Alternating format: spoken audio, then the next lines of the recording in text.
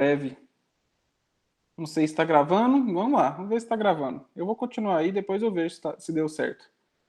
Eu vou ter essa aula na outra turma ainda, qualquer coisa. Ah, então, tá, beleza. Está gravando, então. Então, vamos lá. A gente está falando, então, dos 4 exercícios, né, que a gente deixou. O primeiro é lá o que é flambagem, que é o deslocamento lateral produzido por esses esforços à compressão. Estou só voltando um pouco, porque agora está gravando. E reduz aí a capacidade da peça, né? Então, só para que você escute de novo aí, não durma, né? Então, se eu tenho aqui uma coluna e ela apresenta aí compressão, essa coluna ela vai ter o quê? Uma resistência ao escoamento e esse efeito de flambagem vai diminuir essa característica aqui da resistência ao escoamento, ou seja, a peça ela vai romper antes de chegar ao escoamento, por conta desse efeito de flambagem. Então, tá beleza, vamos para o 2 aqui. O 2 está aqui, ó. O que é a carga crítica de Euler? Então, eu só peguei, copiei lá do slide, o que é a carga crítica de Euler, tá aqui ela. Escreva a formulação e descreva todas as variáveis com as suas unidades.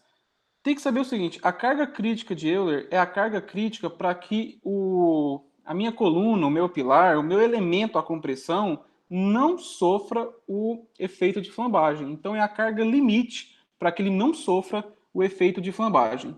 E eu pedi para que faça para cada uma dessas variáveis. Então, a gente tem aqui, por exemplo, o π. Eu não sei se vocês sabem o que é o π, mas o π é uma proporção numérica entre o perímetro.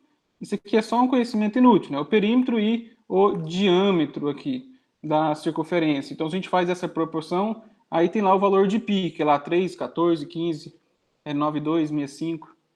Tá, beleza. A gente tem aqui o módulo de elasticidade. Esse módulo de elasticidade é o módulo de elasticidade longitudinal.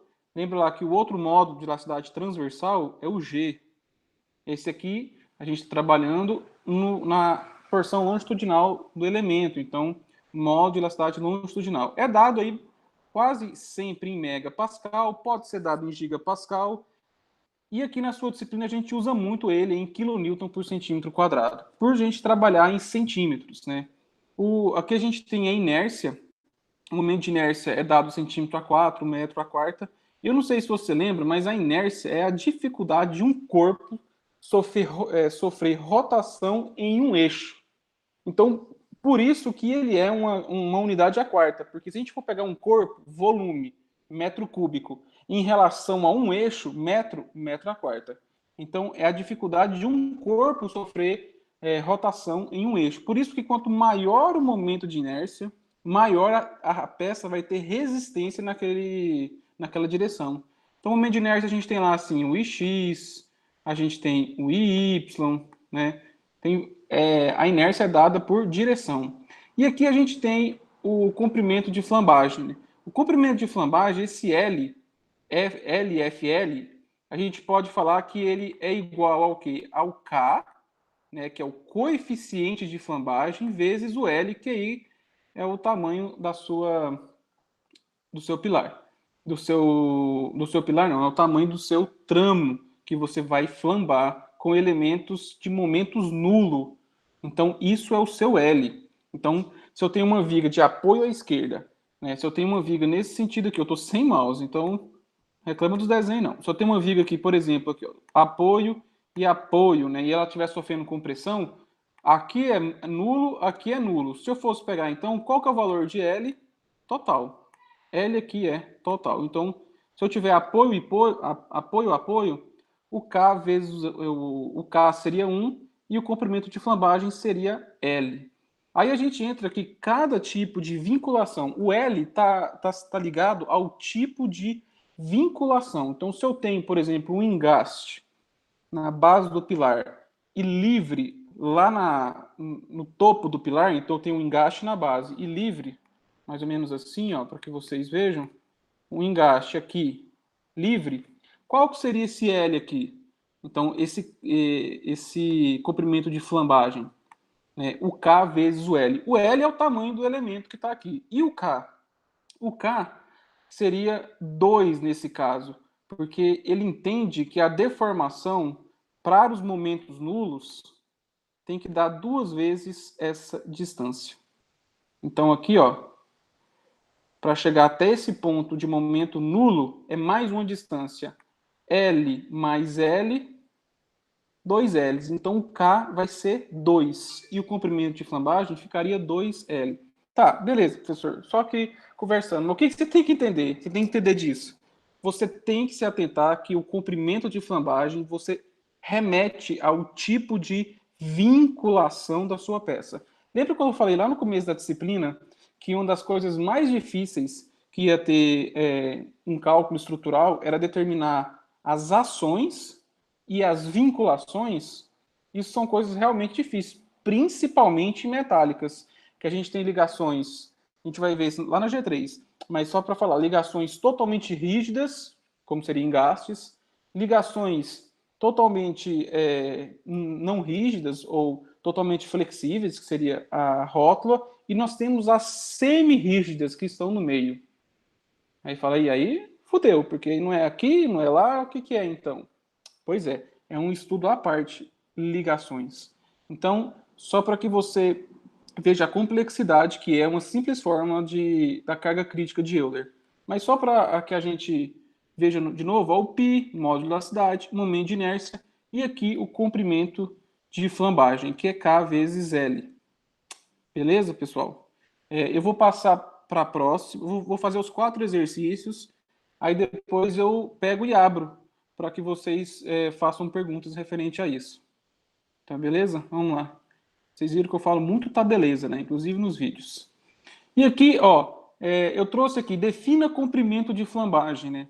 Porque, igual passei ali, o comprimento de flambagem você tem que verificar de acordo com a vinculação. Então, por exemplo, né? Por definição, lá fala comprimento de flambagem de uma haste, a distância entre os pontos de momento nulo da haste comprimida ou deformada leitoralmente. Beleza.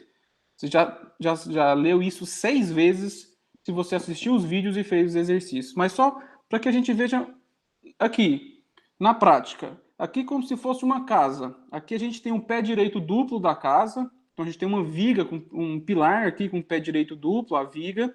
Aqui nós temos um pilar e aqui um pé direito simples, fechando esse pórticozinho simples aí. Vamos supor que você vai fazer uma casa metálica e você tira aí uma seção transversal e dá essa estrutura que você está vendo na sua tela. Aí vem a pergunta, qual que é o comprimento de flambagem dos pilares? Qual que é o comprimento de flambagem dos pilares? Ó, o que acontece? Quando eu tenho viga superior aqui, eu estou travando o meu elemento aqui, ó. Então, eu travo meus pilares. Então, aqui já não é todo livre. Então, não é engaste aqui e livre lá em cima, né? Eu não vou entrar em detalhes nos valores exatos. Eu só quero que você entenda o raciocínio, porque a gente vai fazer muito exercício disso. Aqui, por exemplo, já apresenta uma questão diferente. Se eu falei que a viga trava, aqui, então, vai ter o quê? Um travamento. E aqui vai ter um travamento. Tá vendo aí? De forma, pessoal, se eu for fazer aqui a deformada dessa estrutura, ela vai deformar mais ou menos assim, ó. Esse aqui, ele vai ter este comportamento para deformação. Este aqui agora, se ele quiser deformar, ele começa a deformar, certo? Ó, mas lá eu tô travando, então zera. E aqui em cima eu tô travando também. Tende a zero ou vai um pouco aqui. E esse daqui, se eu for fazer a deformação desse daqui, se eu for fazer a deformação desse daqui agora, ele é todo, olha. Então, se a gente for fazer o comprimento para que flamba esse elemento, aqui o L seria 6. Aqui o L, esse pilar então seria 6? Não. Se eu fosse fazer o L desse pilar aqui, eu ia ter que dividir ele. Ia ter 2 L's, o L 3 e 3. Então aqui eu vou ter um comprimento de 6 na flambagem. Aqui eu já não vou ter um comprimento de 6, eu vou ter 2 comprimentos de 3. E aqui também eu vou ter um comprimento de 3. Então, só para que você entenda sobre esse comprimento de flambagem. Se eu viesse aqui, por exemplo, agora, falar, não, professor, vamos travar, e eu vim aqui e finge que isso aqui é reto, porque eu não consegui vir aqui e travasse essa estrutura dessa forma aqui, ó, tá vendo em X, no contraventamento. Eu estou travando ela. Como é que ia ficar o comprimento de flambagem? Olha, esse aqui já está travado, né? Eu só estaria trazendo mais resistência a essa ligação, mas agora aqui ela ia flambar da mesma forma que a outra, ó. Tá vendo? Então, o L de flambagem aqui agora seria 3, e não mais 4, e não mais 6. Então, para que você entenda sobre esse comprimento de flambagem, porque na estrutura metálica, a gente trabalha muito com contraventamentos, muito com contraventamentos. Porque as nossas estruturas são muito leves, por conta de que o aço ele é extremamente resistente. Eu posso trabalhar com perfis aí, pode ser até perfis formados a frio com espessuras muito pequenas, 1,5 de milímetro, e conseguir vencer aí, por exemplo, treliças interessantes aí de 5 ou 10 metros. Então, são estruturas muito leves. Se a estrutura é muito leve, ela se deforma mais. Por exemplo, se eu pego um pilar desse aqui, eu vou pegar um pilar desse aqui, um perfil W, um perfil I 150 aqui. Se eu fosse fazer um concreto, eu ia ter um perfil, um pilar pelo menos o mínimo, se eu não me engano, da norma é de 14, 15 centímetros. Ia ser ali um pilar de 15 por 20, sei lá. 15 por 20 vezes 6 metros, faz aí depois o peso que dá isso. A quantidade de peso que dá isso. E da estrutura metálica é muito mais leve. Muito mais leve. Mas se é a estrutura mais leve, ela fica muito mais suscetível à deformação. Para isso não acontecer, eu preciso. Olha, presta atenção agora que eu vou falar. Para isso não acontecer, eu tô até tremendo aqui. Eu preciso diminuir o comprimento de flambagem dos meus elementos, inserindo o que? Contraventamentos, travando lateralmente, travando horizontalmente. Então, por isso que quando você olha um galpão metálico, você vê lá um monte de X, um monte de ligações que estão travando, né, essa estrutura. Então tá, beleza, já falei demais, comprimento de flambagem. E por último, fala. Uma pergunta? Pode perguntar. Deixa eu te perguntar. Porque ali naquela imagem, volta lá na imagem anterior. Nessa imagem, esse segundo pilar, que é o pilar do meio, eu teria que utilizar aquela regra que tem uma tabela, que tem tipo 0,5, ou 1 ou 2, que você vai usar multiplicando pelo valor, pela altura, né? Para saber as ligações. Isso. Aí, igual, para esse do meio, essa do meio seria ou 0,5, assim, não tem os valores da tabela agora, mas seria menor o valor do que a tabela do primeiro, porque quando só tem 2 apoios seria 1. E aí, Só falando assim, não necessariamente o K é menor, às vezes o K é a mesma coisa, mas inserindo aqui, o que eu vou mudar nesse elemento? O L. Então, quando eu vou fazer a verificação desse pilar aqui, a compressão, o K pode até ser, vamos pôr que o K é 1 para toda essa. Não estou falando que vai ser 1, mas vamos só supor para você que é tudo 1. O K é 1. Mas e o L? O L é diferente, é 300. Para esse pilar o L é 300 e para esse pilar o L é 600. Isso faz muita diferença. Então, beleza, professor. Obrigado. E aqui, pessoal, vem a pergunta, né? De onde que vem o fator de redução, o que? Né? De onde que vem esse fator de redução? O que ele foi introduzido, a norma introduziu o valor de que, porque de acordo com de acordo com a bibliografia, de acordo com o Euler mesmo, quando ele está fazendo lá a carga crítica, né? A carga crítica, na hora que ele faz o experimento da carga crítica, você percebe que, o Euler percebe que o meu elemento, ele rompe muito antes de chegar ao escoamento, muito antes de chegar ao escoamento.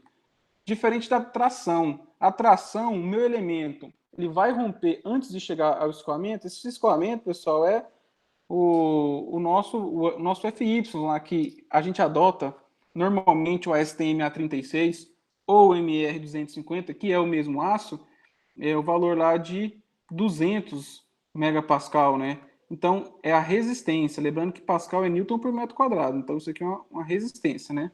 Ó, beleza. Então, o pessoal começou a fazer a pesquisa e que o N crítico, o FY rompia antes de chegar, né? Minha força rompia antes de chegar ao escoamento. Ou seja, minha peça não escoava. Quando você vai pegar uma peça escoada, você tem que ter este movimento aqui, ó, das fibras. As fibras, elas estão todas assim e ela escoa mesmo. Fica com este movimento de fibras no aço. Escoar. E quando é a compressão, rompia antes, por conta do efeito de flambagem. Então, a norma quantifica. De onde que vem esse fator de redução aqui? É uma quantificação feita pela norma desses valores de imperfeição, tanto geométrica quanto de excentricidade da carga, que faz com que a minha peça rompa antes de acontecer o escoamento. Então, por isso que tem esse fator aqui. Mas esse fator, ele é variável, porque ele varia de acordo com a seção transversal e varia de acordo com o tamanho da minha peça também. Então, para você chegar até o Ki, porque quando você calcula o lambda zero lá, você não calcula lambda zero, é 0,013 KL sobre I. O K e o L é o comprimento de flambagem, o coeficiente de flambagem e o comprimento. E faz com que você perceba a sua estrutura de uma forma macro. E o I, que é o raio de giração, o que é o I? É raiz de I sobre A. Então, é inércia sobre a área. Então, você já está vendo a seção transversal. Então, você pega a característica, digamos assim, global, local, aí você calcula o lambda zero e depois você calcula o valor de Ki. Então, esse valor de Ki, ele vem para que reduzir a tensão de escoamento, adequando ela ao efeito de flambagem. Então, assim, basicamente, o que eu tinha para falar para vocês tá aqui no slide, não lembrava disso, estava aqui, ó. Então, eu tenho um fator eu tenho uma resistência ao escoamento do aço, e aqui eu estou retirando uma resistência devido a estes dois efeitos aqui, né? Tanto de excentricidade quanto de imperfeição geométrica.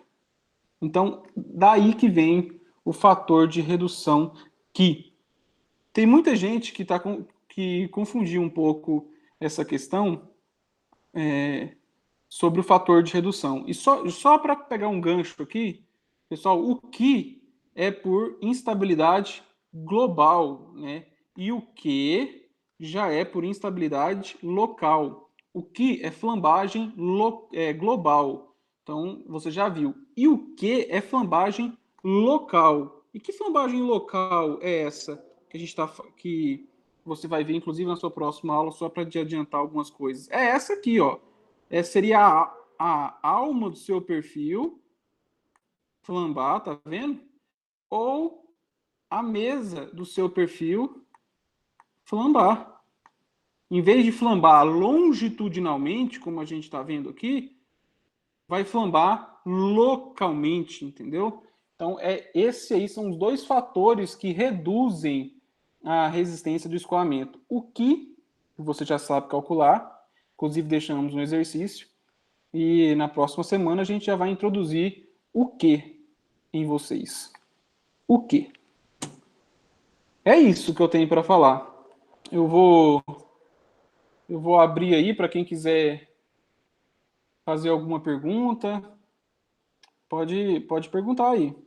Eu acho que eu vou parar de gravar, pessoal, e eu abro para perguntas, só para que o vídeo não fique tão grande, né? Eu expliquei aí os exercícios, então eu vou parar de gravar agora.